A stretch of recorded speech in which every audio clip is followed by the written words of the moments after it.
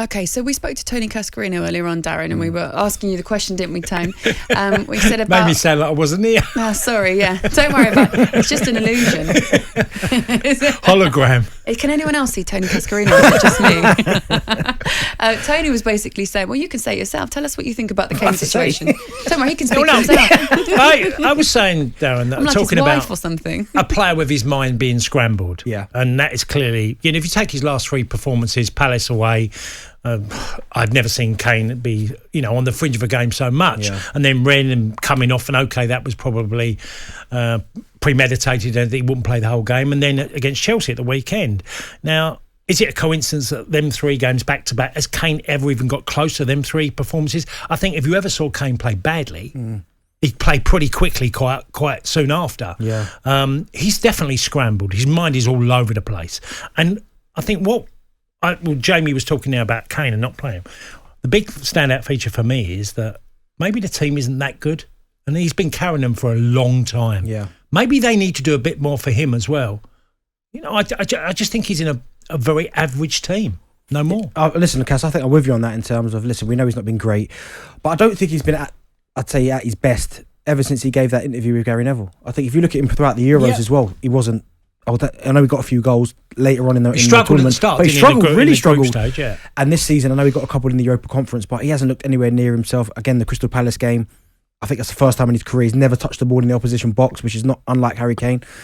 So I think his mind is scrambled. I think you've got a player there that doesn't want to be there, which is he's made it quite clear he doesn't want to be there. But I'm also with Cass as well in terms of, I think the team is average, and I think you look at Son. He's been brilliant. He always has been since he's got there.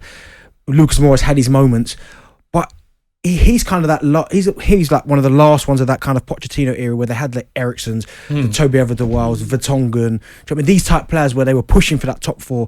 He's still there, and obviously last season he was asked to do so much more than usual. The assists, Golden Boot. He was so good last season. So I think it's now time for Spurs to kind of back him, go into the transfer market, sign a few top players, and then if you're going to keep him, then maybe boot and push to go forward. But right now, you've still got a very, very good, one of the world's best centre forwards in a very average team.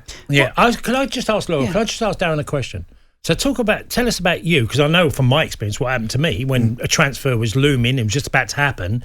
Tell us about you and a move where your head was scrambled. Have you had that position in your career where your mind was gone or thinking of what could be possible?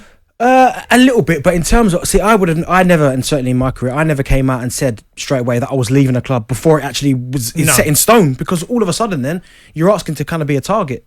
Do you know what I mean? In terms of, I'm not going to be here anymore, I'm leaving.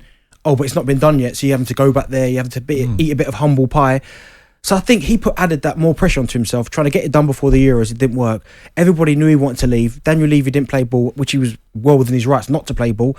So I can understand Harry Kane's looking at Manchester City. He's looking at all these other teams in the Champions League. He wants to be there. He's come out and said that he wants to go to Manchester City, and it doesn't happen. I mean, he's obviously sitting back into this Spurs team. They're not playing very, very well. Of course, there's going to be frustrations there. What was it you tweeted? You'd have to go back to that, wouldn't you? I can't remember. But I know you probably got it written in front of you. I was just genuinely. That was a little bit of frustration, but that still wasn't me saying that. That was still. Of course, I was frustrating, but Spurs had said that I could leave. Yeah. So there was no issue there. Harry Redknapp had said, Darren, you can go without my blessings. No one had said to Harry Kane before we give that interview, yeah, Harry, you can go. You know what I mean? So. Okay, cool. I was just double checking. No, I was just double checking because obviously it's different times now and everything changes, and Harry Kane is the player that he is, so he's going to attract this attention, isn't he? I just wondered whether Daniel Levy is looking at the situation now, and you know Daniel Levy, so will he look at what he has now, which essentially is a Harry Kane that isn't playing like the Harry Kane we know and isn't reaching those heights for Spurs? The plan doesn't seem to be working by keeping him there. So what do you think Daniel Levy would be thinking? Hold on to him, because listen, Harry Kane is still one of them players that, listen, I know he's not been great till now, he can go in the next 20 games and score 20 goals quite easily. So it's one of them, well, Daniel Levy will know what kind of player he's got. And yeah, I know they were very good the first game of the season against Manchester City with Bergwijn, Lucas Moura and Son, looked really dynamic going forward. Without him, over the course of 38 games of the Premier League season, Tottenham Hotspur looked so much better with Harry Kane than they look without him.